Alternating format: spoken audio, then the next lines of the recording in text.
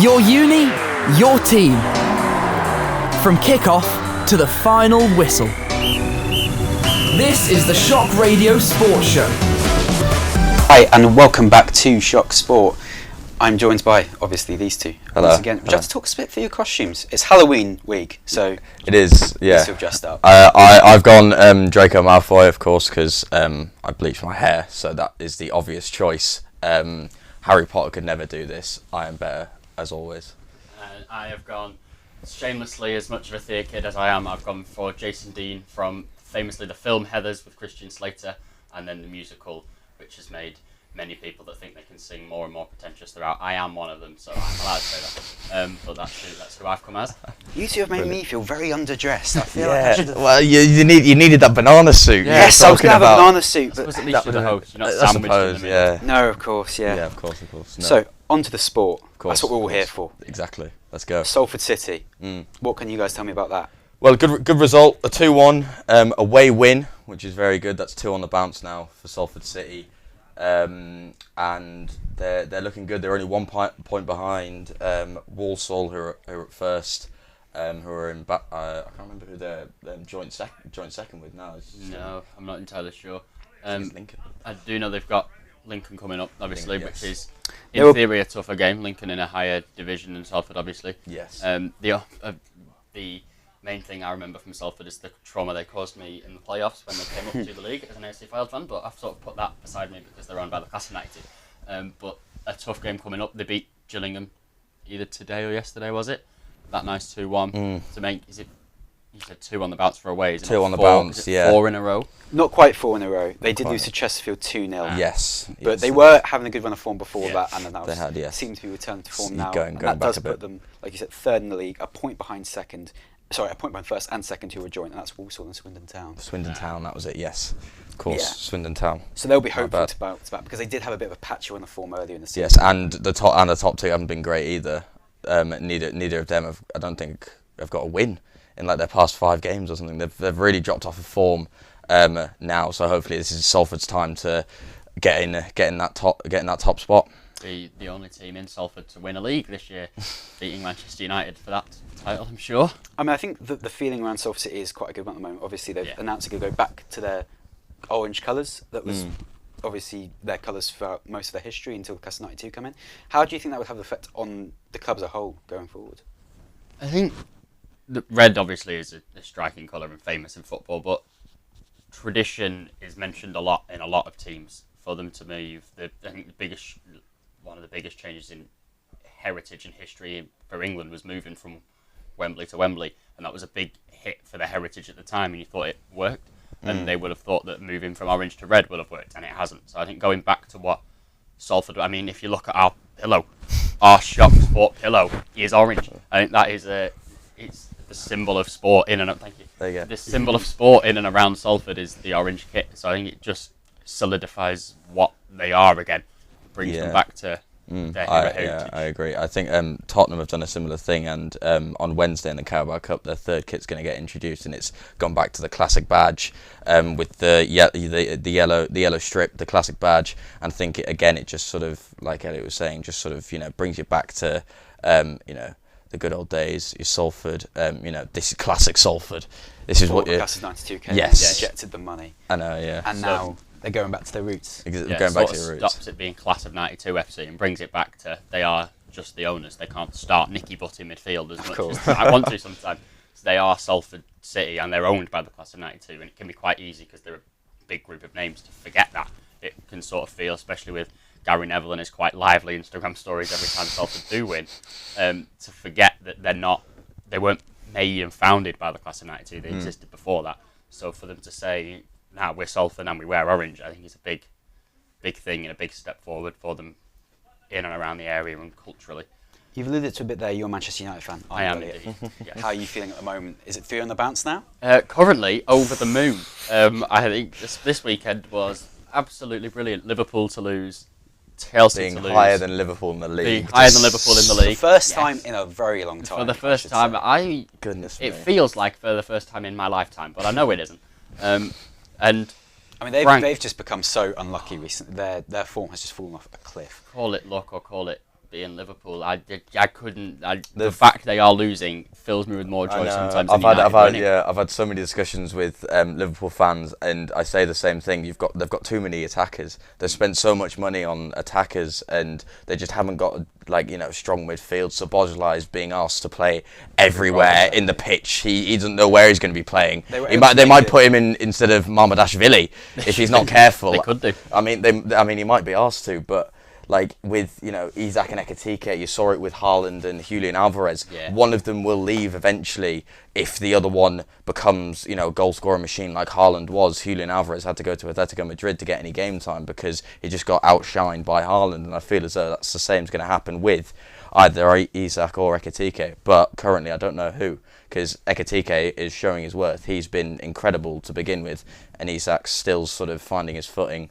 Same with Wirtz and Mohamed Salah. Really. Mohamed Salah has seemingly his form's just fallen off a cliff since last season, being a Ballon d'Or contender to now sort of being almost benched by Chiesa, which he should. He should be. Chiesa is unreal. They've also got an incredibly tough run of fixtures as well. They've got Crystal Palace, who have beaten them. Is it twice this year, I think, already? If you count the Charity Shield, and then in the league as well. And then they've got Manchester City and Real Madrid in the same week. At one point, that is going to be tough time for either over the moon or an incredibly rough week for the entirety of Liverpool. But back to Manchester United. Obviously, we're local teams to a lot of people around here. Yeah, you're a fan. 3 wins on the bounce now. Finally, seems like you maybe have turned a corner under Amorim. I'm hoping so. I don't know whether it's so much the tactics or whether, because I think Mbeumo, Cunha and Sesko have come into their own as a front three now. I think Mbeumo, has been out of the 3 on paper, possibly the strongest of the new 3 signing attackers, output wise. Mateus Cunha has been unreal. At times he's been unplayable, but he's not really had the same statistic output as Bryan Mbeumo has. How high do you think it could be for Manchester United this season? Do you think that maybe now that they've turned that corner, is Champions League football on it? Is higher than that on even?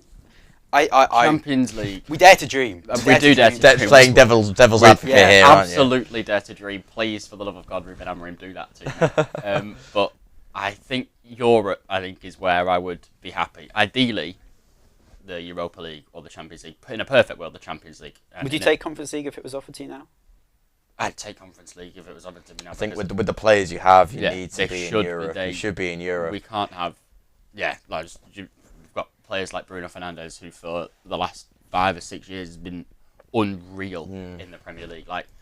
He does moan, and he is a bit whingy, and whether he's the right person to have worn the armband when he wore it or not, but he is, as a footballer, unbelievable.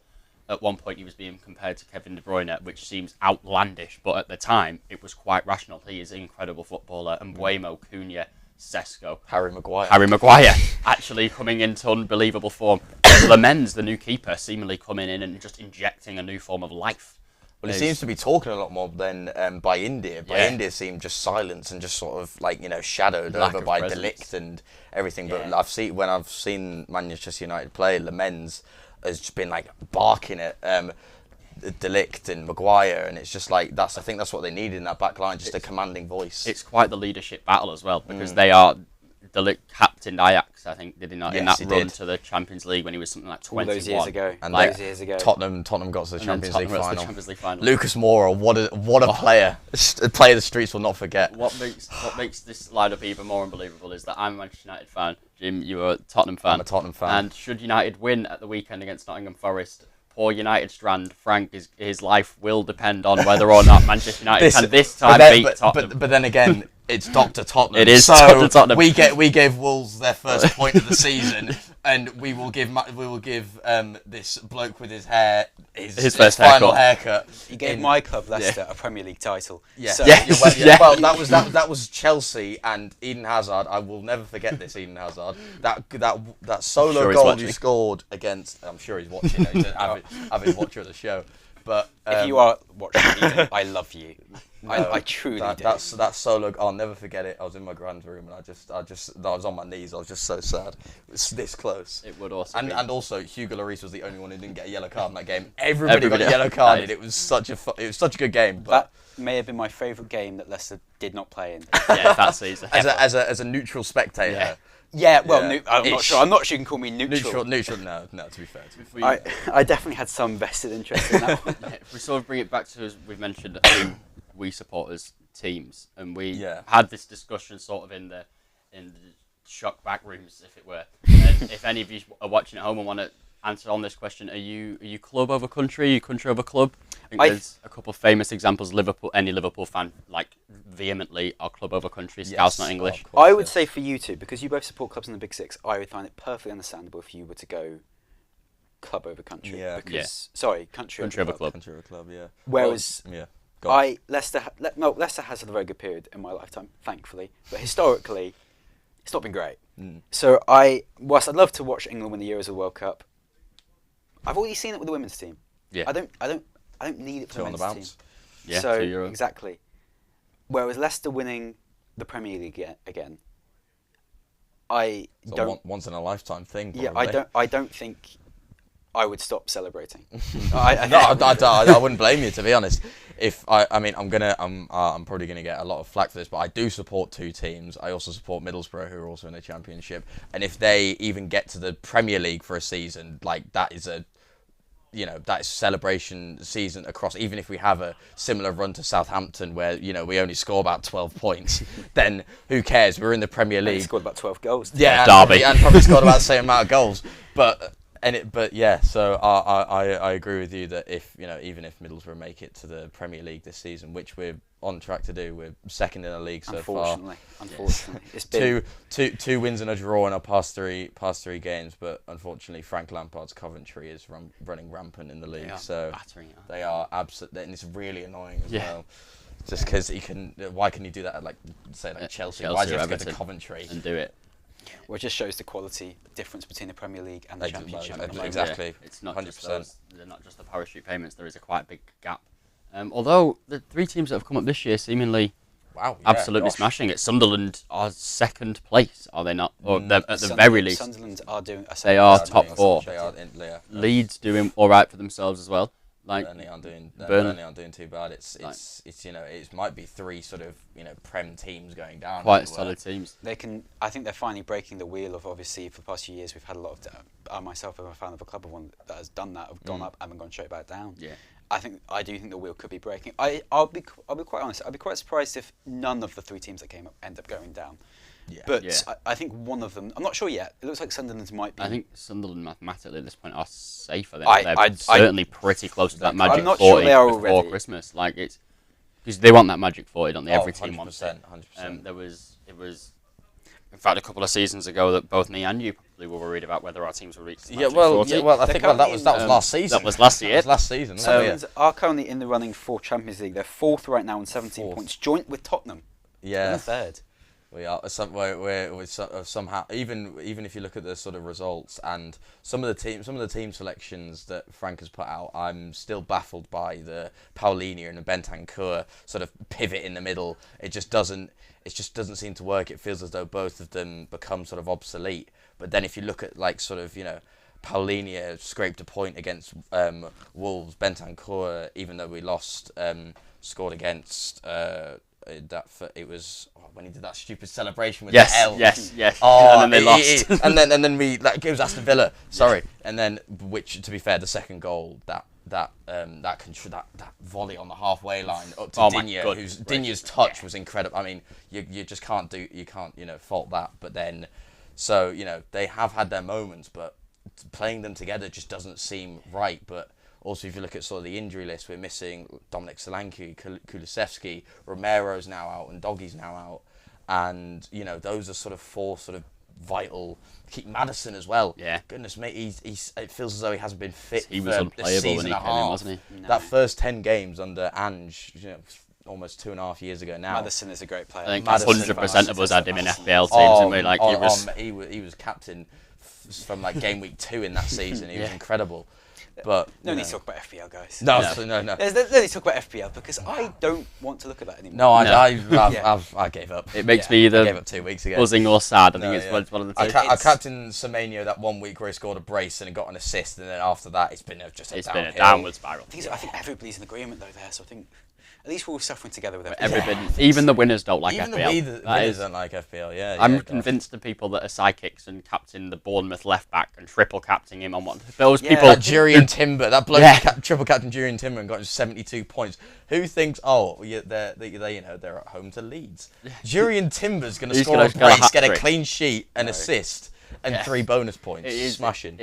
Time travel exists, and the evidence is FPL. Time travel exists, and there's people solely using it for FPL. That is it. We always wondered, all those sci-fi films wondered what time travelers would do, and as it turns out, they're going to triple captain Semenyo on the first week against Liverpool. That's what they're going to do. But I just want to mention, you mentioned the Aston Villa game and that goal that they scored from the half volley. I think it was one of the relatively famous footballers. It was either Ollie Thomas or Tobes on TikTok that mentioned, we like to say as football fans that players are not good. I would happily say, I think I would die on the hill that Onana and Bayandi are not professional goalkeepers. But we like to say that footballers aren't good, but it does show you the level. Matty Cash and Lucas Digne have been getting stick for a fair few, not horrendous stick, but enough to say maybe they should look for more fullback, and then for them to just on a dime and flip over. It does show you the level that these elite athletes are the reason they're elite athletes. It's unbelievable. Paid this much. Yeah, that's what we can all dream of. Yeah, but and onto the England women's. Here we go. So obviously, like I said earlier, our 2-time Euros champions. Absolutely. They seem to friendly against Brazil didn't quite go to plan. No, they weren't terrible. So, as someone just for a slight amount of context, I watched them all through the Nations League. I went to 3 of 4 games that were in England. So I've seen that was when I would say they were what we thought was their golden generation. The team that won in 2022 when they had Ellen White up front, Jill Scott, Mary Earps, those players that were leaders. And then, not Mary Earps up top, obviously. Well, she probably could do a job.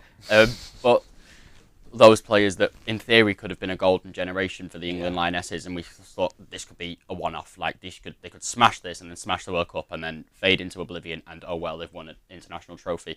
And for them to go last year, and it's easy to say the squad were amazing and the team were amazing, but I think the Euros in Switzerland were heralded by 2 absolute heroes really, Chloe Kelly and Michelle Adjumang, who we are wishing an incredibly speedy recovery after that nasty-looking injury at Australia. Shirley, I know I certainly was, and a lot of the fans, all the fans in the stadium will have been sat praying that it's not an ACL injury, because at 19, to produce the things that she produced in that tournament, to come on before the game against France, when she either scored or was either assisted or scored the goal against France, she had played 40 minutes of English football before she came on to save the day against France in the Euros, really, and to do that at 19.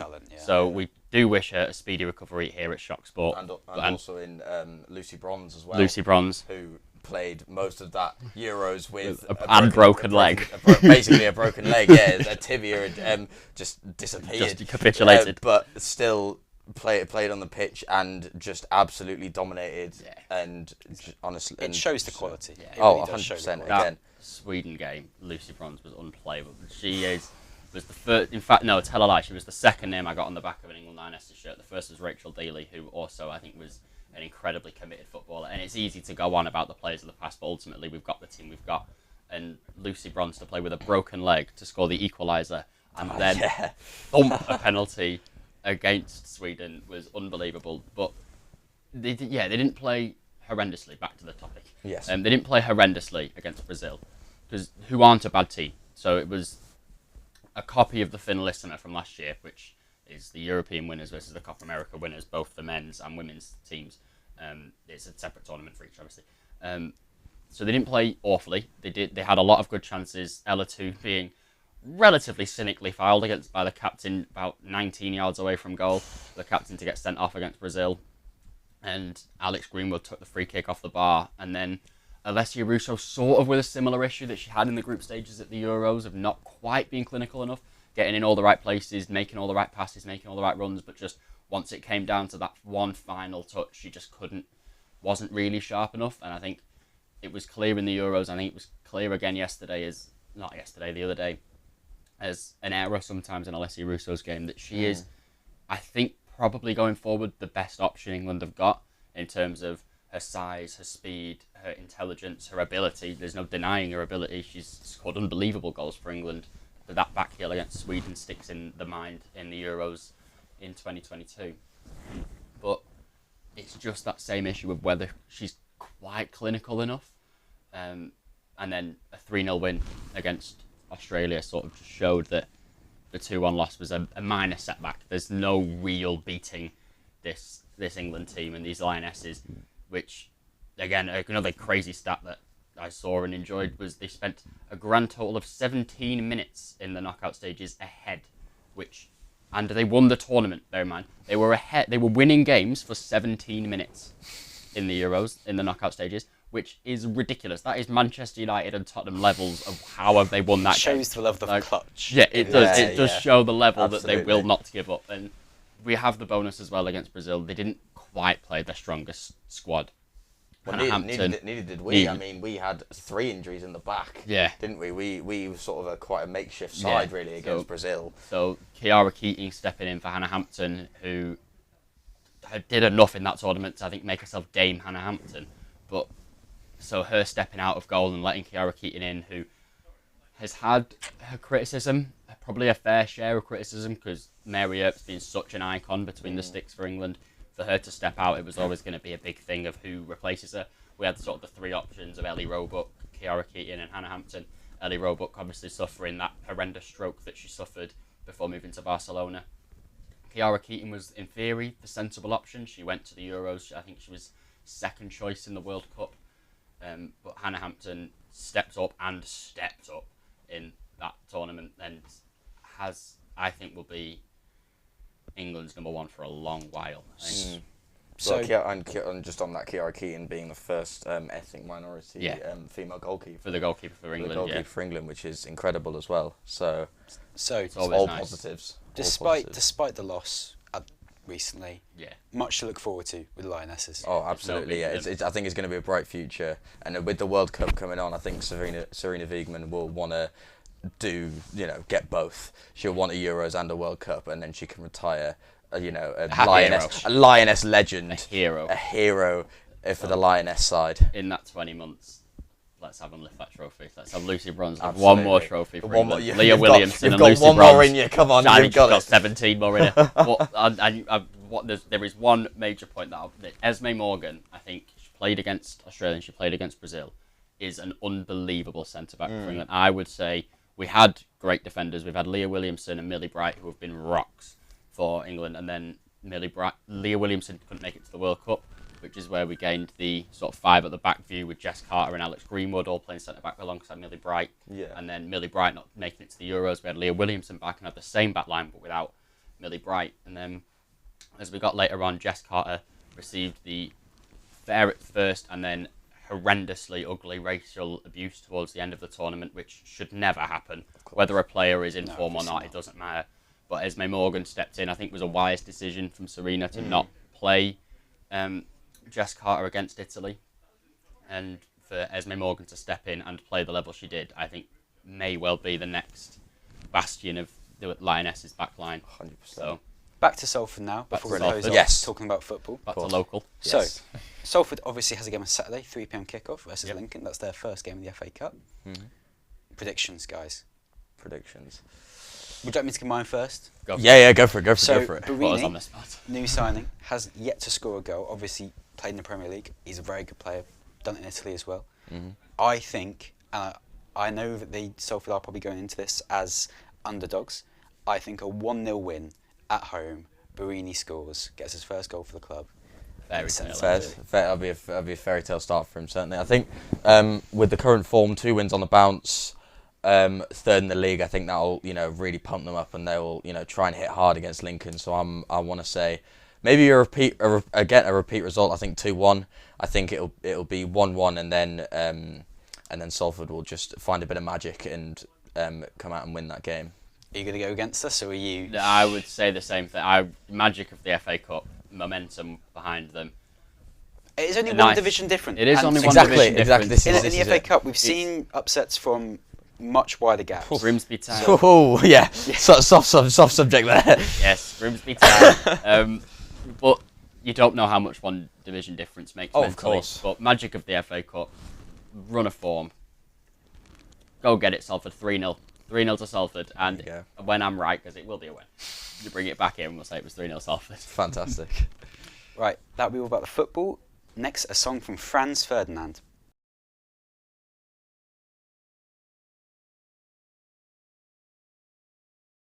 Sport. I'm here joined still by Elliot and Jim. I'm going to talk about F1 now for a little bit. So, Norris has overtaken Piastri after Piastri has obviously been ahead for so long. Yeah. Can Norris now go on to win the whole thing? The sensible answer's on yes. I think they've got. I can never remember the name, but it's fancy. We're beginning with P, and it's the certain rules that they've decided to say, lads, go on. Pariah rules. That's the one. Yeah. So the sensible answer is yes. I think McLaren as a team will want to keep Norris. He's been their golden boy, sort of their Lewis Hamilton at Mercedes for forever, for as long as I can remember. Lando Norris has been McLaren's thing, but this year, I think more than anything we've seen, you can't write off Oscar. His form this year has been unbelievable. My guy. Yeah, I do owe Lando Norris an apology, because when I was first on here, I said he would crash out at Mexico, and then He didn't crash out. I said he'd crash out in one of them, and I said he'd do rubbish. I was going to say, he definitely didn't crash out in Mexico, did he? No, he didn't. No, well, he didn't. He ran essentially a Grand Slam, which made me look a fool. So I apologise, Lando, if you're watching alongside Eden Hazard. But maybe they're watching it together. Maybe they might well be. Perhaps. But there's also, and this is, I think, the Red Bull, I like a villain fanboy in me going, there is no writing off Max Verstappen. I don't think he is in third. He is still the same angry Dutchman that we've seen for the last 6-7 years. So there's no writing him off. I would want it as a Norris household to say, yes, Norris wins. But I don't think, especially with the 1 point difference between him and Piastri, I don't think there's a world we can say it's 100% certain that now more than ever first place is in contention. Even though obviously Piastri is second at the moment, do you actually think Verstappen is probably the one Norris is more worried about? No, I don't think so. I think. Do you think the gap is big enough now? I think it's just big enough. Like that Red gap Bull can go down very quickly though. Verstappen has a very good record in Brazil. In Brazil. Red Bull need McLaren to not finish another race. Both Oscar and Lando need to not finish another race should Max Verstappen want to win this. I don't think that's going to happen. Are you writing off Max Verstappen? Unfortunately. Are you saying now? Another take. Can we? Are you writing off Max Verstappen? See, those listening at home, please remember this coming into the F1, please. I am a staunch Max Verstappen fan, I would like to say. Ooh. But it is, mathematically, it's less writing off Max Verstappen, more saying, is it likely the McLaren lads are going to crash into each other for a third time or not finish? I don't see it likely. I think the bosses at McLaren will have set them down and said, sort yourselves out, behave. And so it's little slap on the wrist. I think it's unlikely. I want to see Max Verstappen win this. I think if he does win this, he has skyrocketed himself into that conversation of who is the best ever driver we've ever seen. Because it would be the biggest driver's gap to have ever overcome that 40 points of just before Kota. So, which obviously he went and smashed. So, it would be incredible for Max Verstappen to win, but I don't think it likely. It's not impossible. It's never impossible, but I don't see it likely.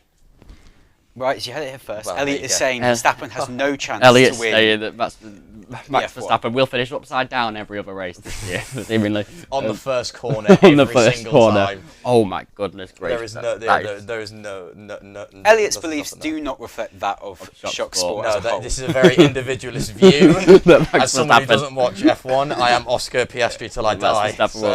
I mean, Piastri is obviously the main threat to Norris at the moment. Yes, currently being a point behind. I think of him finishing 8th has sort of obviously given that sort of little sort of door opening to let Lando put his foot in and just be like, I'm here as well. So hopefully Piastri comes back, better and is finishing in that top 3. Do you think both of them will want to stay at McLaren past this season with these like prior rules coming in. If it comes to the two of them and it being the prior rules that prevents one of them to go on to win, or it prevents one of them to go on and win and the other one does, would they want to stay? This is the thing. So, go somewhere and be the main driver, be the first driver? Yeah. This is the thing. They're both so good. Like, Lando Norris is unbelievable. Oscar Piastri, this year especially, has been better than we have ever seen him. Of course, yeah. So, this is the thing. Whether it's because also that is a sort of a blessing and a curse for Oscar because he's never been this good before. I don't doubt this is permanent for Oscar Piastri. I think he's going to be one of those that's in contention, the same as George Russell is and Charles Leclerc, who second place, get in, Charles. But I've wanted to see him do well for ages. Like these races that may not ever be in contention for these are going to win the league this year or the season this year, but they're dead good. That's F1 terminology. Dead good. So one to watch, would you say, for Piastri? Even if he doesn't go on to, I think they'll both stay this overturn year. the point gap this season, and he only maybe comes in second, maybe comes in third, but the important thing, he doesn't win. Yeah, Norris. Definitely one to watch for next season. I think you cut Lando Norris open, he bleeds orange. Oscar Piastri, I think, is the difficult one in that question.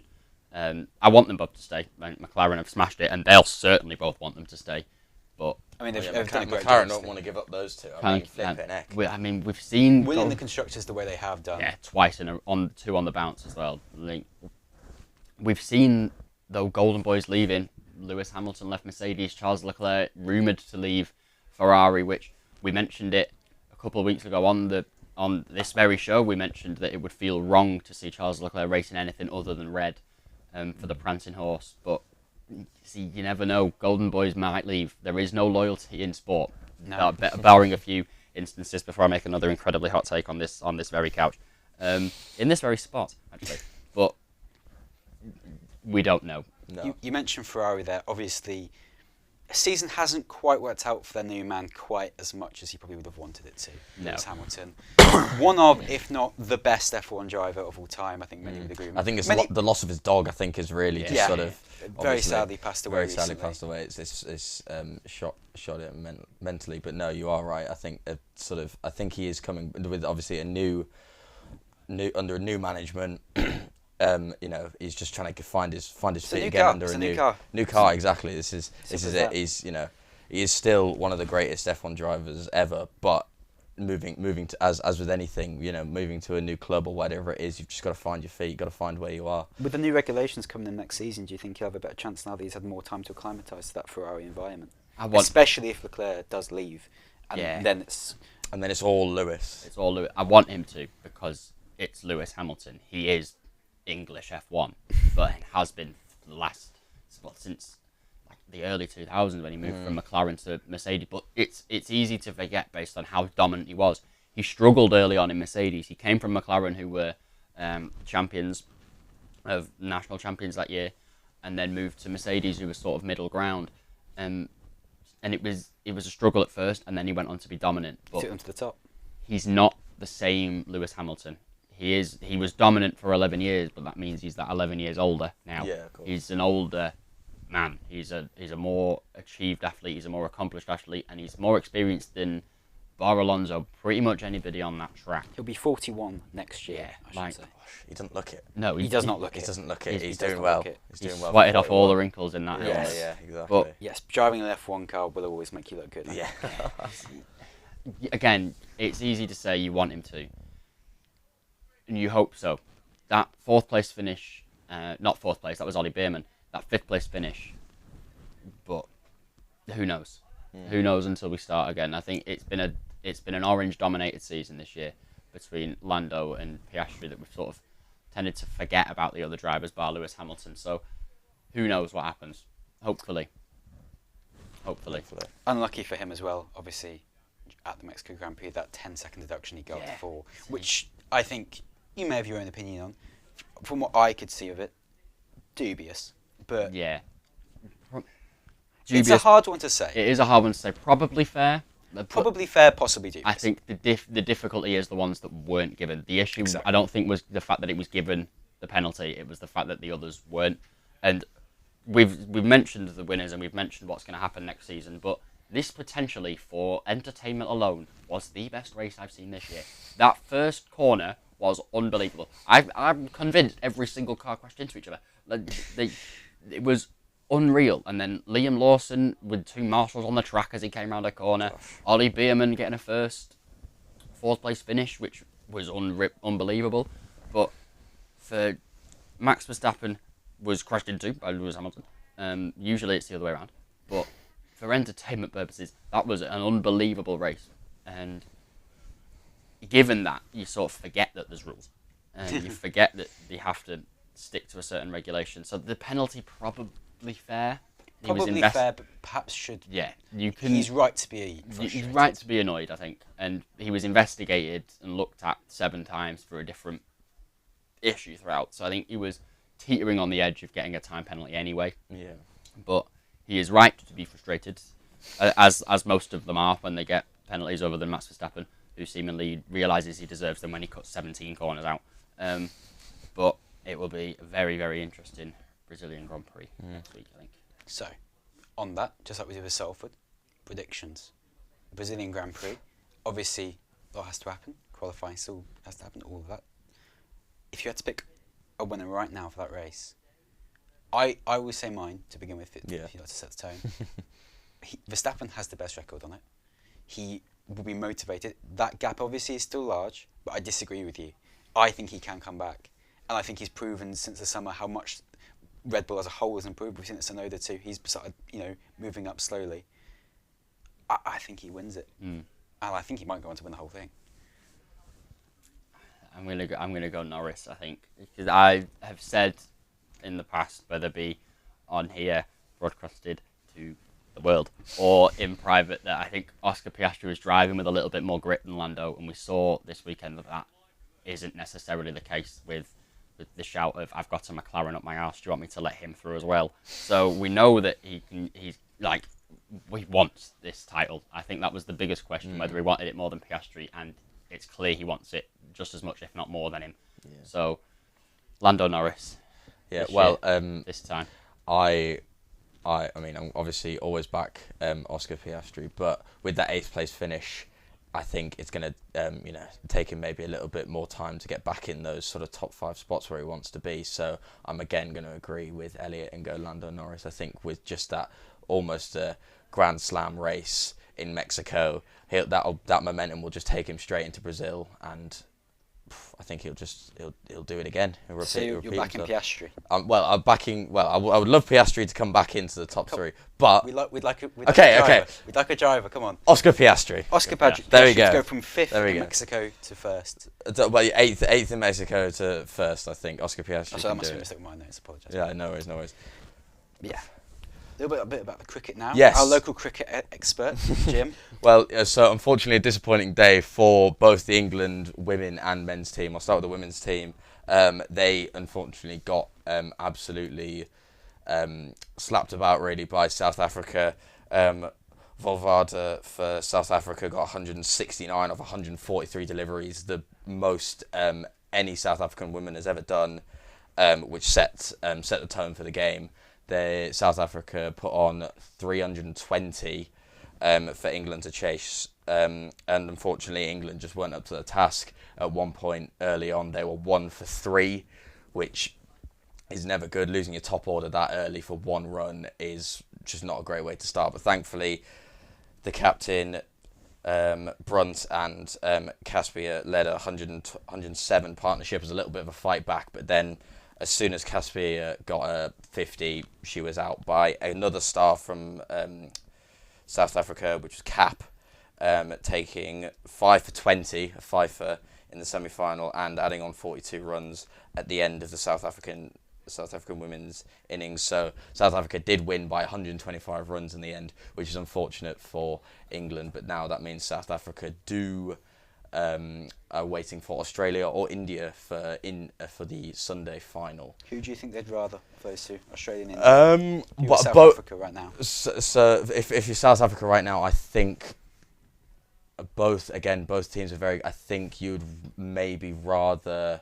Either one is probably the favourite in the final. Either one is probably his favourite in the final. So I think South Africa will definitely be going in as underdogs. I think they would rather potentially Australia than India. India are a fantastic side, and again, so are Australia. So I think it's going to be a fantastic semi-final. I mean, I'll be definitely tuning in for that.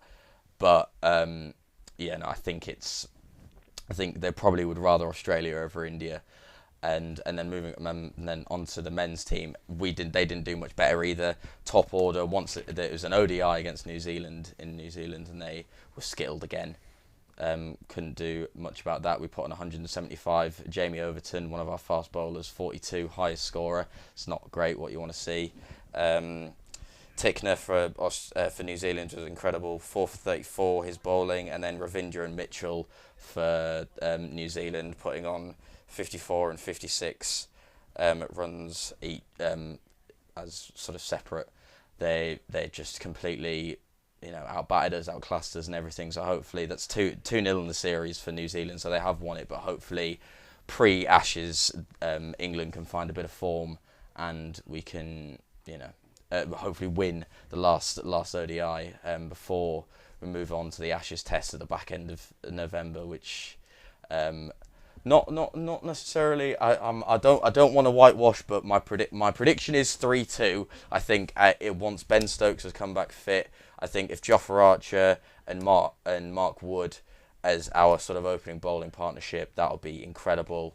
And I do think if Zach Crawley and Ben Duckett find form in Perth, I think that'll just set them up for the rest of the series in Australia. So unfortunately, I do think Australia will pip us, because even though Pat Cummins, their captain, is unfortunately out injured, well, not for Australia, not for us, but Scott Boland has come in, who is incredible in Australia. His stats do not lie. And the last time we faced him, we just could not play him. He was unbelievable and just skilled our top order.